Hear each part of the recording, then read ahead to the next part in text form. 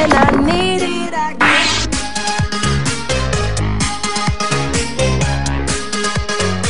berprofesi unik yang pertama dibuka dari bebek. Jika biasanya kita menyaksikan model-model cantik berjalan berlenggak-lenggok di atas catwalk, kini giliran sekawanan bebek yang beraksi di atas catwalk. Semua bebek peserta yang ikut acara ini didandani dengan pakaian berwarna cerah, bahkan beberapa bebek betina menggunakan gaun layaknya manusia. Bebek-bebek ini pun tampil mengenakan model gaun yang berbeda-beda. Namun dari semua bebek yang tampil dalam acara fashion show tersebut, ada sepasang bebek yang paling mencuri perhatian.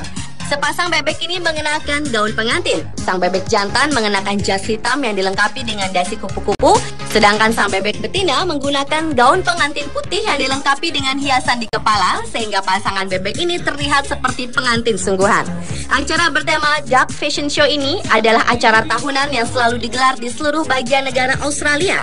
Bahkan acara ini kerap mengundang perhatian ribuan orang yang ingin melihat keunikan dari bebek-bebek tersebut.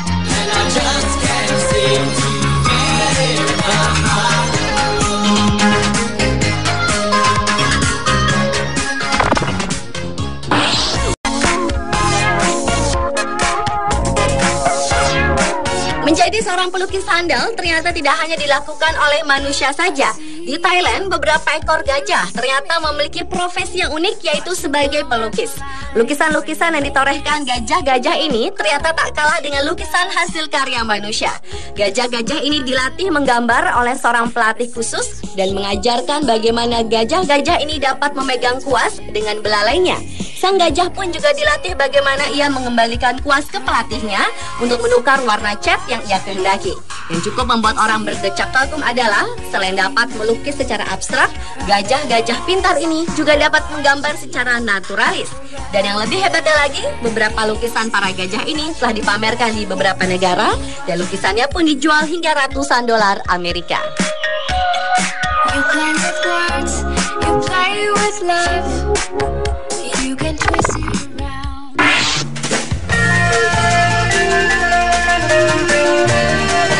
Anjing adalah salah satu hewan pintar yang cukup banyak dipelihara manusia. Selain sebagai teman bermain dan menjaga rumah, ternyata anjing juga bisa menjaga sepeda. Di kota Beijing, China, ada seekor anjing berjenis Golden Retriever yang begitu setia menjaga sepeda milik tuannya. Sang pemilik Lo Wenchong tidak perlu repot-repot membeli kunci sepeda karena anjing yang bernama Lily selalu berjaga-jaga di depan sepeda majikannya ketika Lo pergi meninggalkannya. Menurut Lo, Lily adalah anjing yang pintar. Ketika ia memarkir sepedanya, Lily pun secara otomatis selalu memegang sepeda Lo untuk menyelamatkan dari pencuri. Selain menjaga sepeda, Lily pun juga membantu Lo saat berbelanja dan membuang sampah pada malam hari. Bahkan pemerintah Provinsi Guangxi menyebut Lily sebagai anjing pemeluk sepeda karena kebiasaannya selalu menjaga sepeda tuannya. Lily pun sempat ditawar 14 juta rupiah oleh orang yang berminat membelinya. Namun Lo pun menolaknya dan tidak berniat menjual anjing kesayangannya tersebut.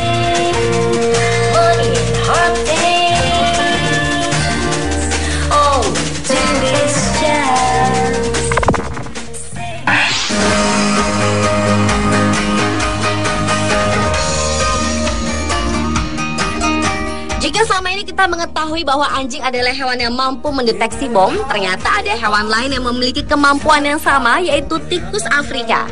Tikus Afrika dijuluki sebagai tikus raksasa karena bentuknya lebih besar dari tikus pada umumnya. Selain itu, tikus raksasa berkantung asal Afrika ini bisa tumbuh sepanjang 1 meter. Meskipun tikus ini memiliki penglihatan yang buruk, namun dia memiliki indera penciuman yang luar biasa. Pada awalnya, tikus-tikus Afrika ini dilatih untuk mencium bakteri yang menyebabkan TBC untuk menentukan apakah seseorang menderita penyakit TBC.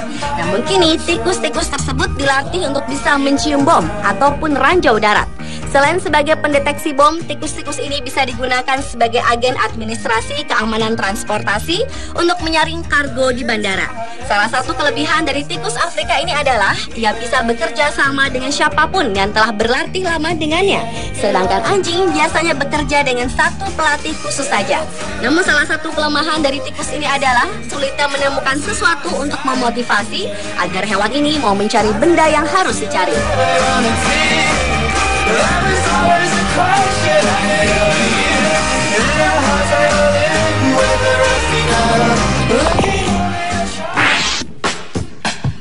When you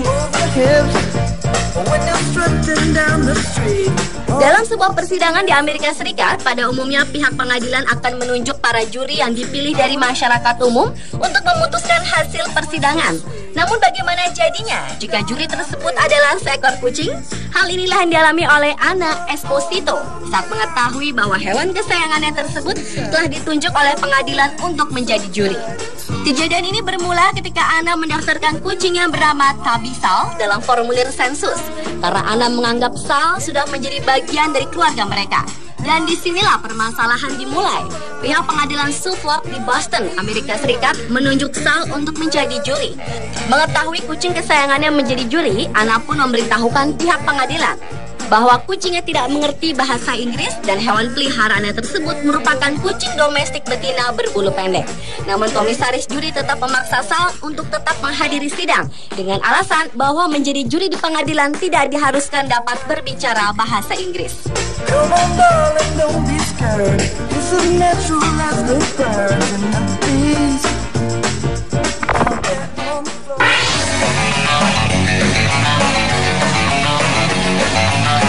Mengembala domba biasanya merupakan tugas khusus anjing gembala. Tetapi bagaimana jadinya pengembala domba tersebut adalah hewan yang mempunyai ukuran jauh lebih kecil dari domba, seperti seekor kelinci?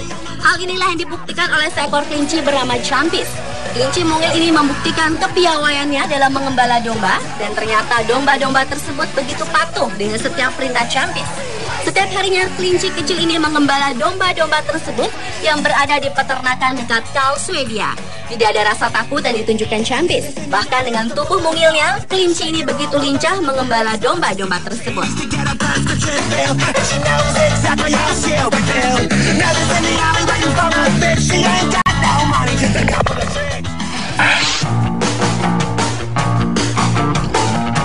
Bagaimana jadinya jika Anda datang ke sebuah restoran namun yang melayani Anda bukanlah seorang pelayan tetapi seekor monyet?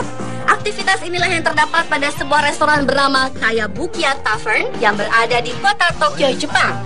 Di tempat ini ada 2 ekor monyet yang bekerja sebagai pelayan, lengkap dengan seragamnya. Mereka adalah Fuku-chan dan Yak-chan. Monyet-monyet ini bertugas memberikan handuk hangat kepada pengunjung yang baru datang dan juga terkadang membawakan botol minuman yang dipesan pelanggan. Dan sebagai imbalan, biasanya para pengunjung memberikan kacang kedelai rebus kepada monyet-monyet tersebut. Jauh sebelum menjadi pelayan restoran, monyet-monyet ini telah lama tinggal di restoran tersebut dan menghabiskan waktu yang cukup lama untuk memperhatikan para pekerja restoran. Dan sang pemilik restoran Kaoru Otsuka sudah mendapat izin untuk mempekerjakan monyet-monyet tersebut.